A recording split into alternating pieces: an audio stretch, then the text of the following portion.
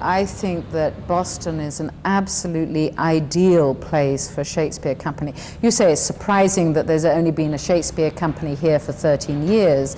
Of course, most other places in the United States don't have a Shakespeare Company. Massachusetts happens to have 2 Shakespeare companies. But it isn't Shakespeare that has brought this theatrical company back to Boston.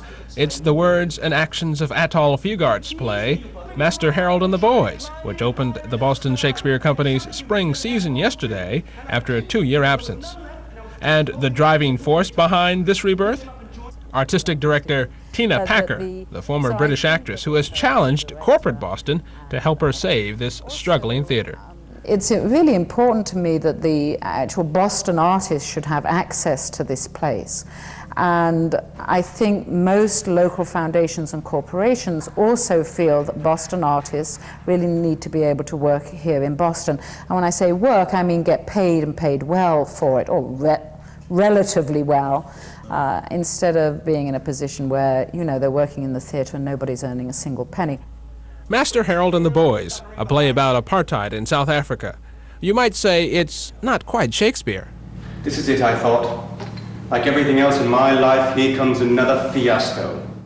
Well, we needed to start as soon as possible, and we needed to start with a play which was going to be relatively simple to put up. I mean, obviously my choice would have been to start with a huge Shakespeare, but Master Harold and the Boys cost maybe 1/8 the amount that a Shakespeare play starts. As if raising money to pay performers and produce a play isn't difficult enough, Packer is also laboring under a hardship which she never expected when she took over 2 years ago. The Musicians Union, which owns this hall, has put the building up for sale. Their asking price, $3.5 million. I would like to have not had to try and buy the building, which I now have to do because it's up for sale. I would like to have tried to have done that in 5 years' time rather than now. But it is now. We do have to do it now.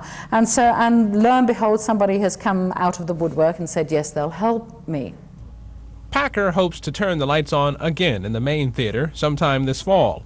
For now, Master Harold will conduct its 4-week run in this cozy 70-seat room known only as the Downstairs Theater.